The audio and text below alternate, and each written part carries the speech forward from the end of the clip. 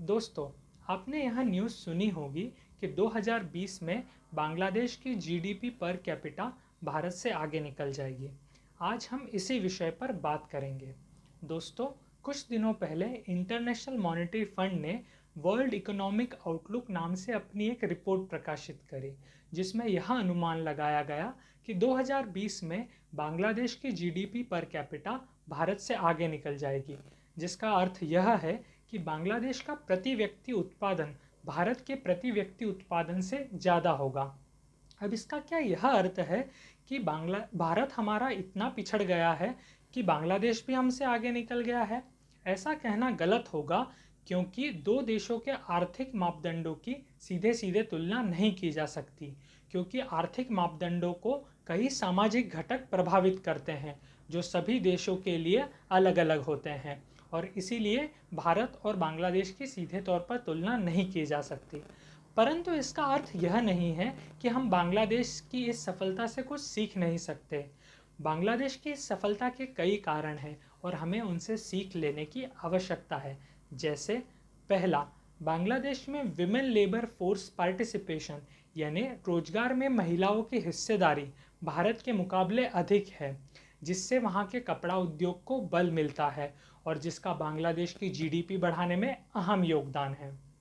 दूसरा, बांग्लादेश में भले ही शौच और स्वच्छता के संसाधनों का अभाव हो, लेकिन वहाँ खराब पानी पीने और अस्वच्छता के कारण होने वाली मृत्यु दर भारत के मुकाबले कम है। तीसरा, बांग्लादेश अपने लोगों में भूखमरी कम करने के मामले में भी हमसे आगे है, जिसके बारे में हमें ग्लोबल हंगर इंडेक्स की रिपोर्ट से पता चलता है। इसका अर्थ यह नहीं है कि बांग्लादेश हमसे सभी प्रकार से आगे है, उसे भी कई मोर्चों पर सुधार की आवश्यकता है, और इसीलिए हम बांग्लादेश और भारत की सीधे तौर पर तुलना नहीं कर सकते। परंतु जैसा हमारे शास्त्रों में कहा गया है, हमें सभी के अच्छे गुणों को ग्रहण करना चाहिए।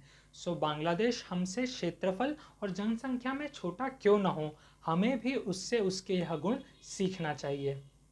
अब हम भारत के आम नागरिक इस विषय पर क्या कर सकते हैं? पहली बात, हमें भारत में महिलाओं को हर क्षेत्र में आगे बढ़ने का समान अवसर देना होगा।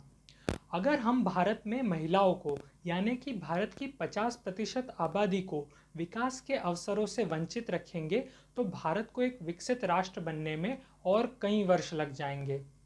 दूसरा, हमें स्वच्छता पर और अधिक बल देना होगा। गंदगी से कई प्रकार की बीमारियां फैलती हैं, जिससे देश की आर्थिक उत्पादकता में कमी आती है और देश को आर्थिक नुकसान झेलना पड़ता है। तीसरा, हमें अपने देश से भूखमरी को पूरी तरह से भगाना होगा, और हमें यह याद रखना होगा कि भूख भगाने का अर्थ सिर्फ पेट भरना नहीं होता। हमें यह सुनिश्चित करना होगा कि भारत के सभी जन सामान्य तक पोषण युक्त आहार उपलब्ध हो। इन विषयों पर हम आगे के वीडियोस में विस्तार से चर्चा करेंगे। दोस्तों, अंत में हम यह निष्कर्ष निकाल सकते हैं कि हमारा देश किसी देश के साथ प्रतिस्पर्धा नहीं कर रहा है, बल्कि हम अपने आप के साथ अनुस्पर्धा कर रहे हैं, और हमें सतत अपने आप से बेहतर बनते रहना होगा, ताकि हम विकास के पथ पर सदैव अग्रसर रहें। दोस्तों, इस विषय में आपके महत्वपूर्ण सुझाव कमेंट बॉक्स में अवश्य लिखें, और इस जानकारी को प्रसारित करने के लिए इस वीडियो को अधिक से अधिक लोगों तक पहुंचाएं। धन्यवाद। भारत माता की जय।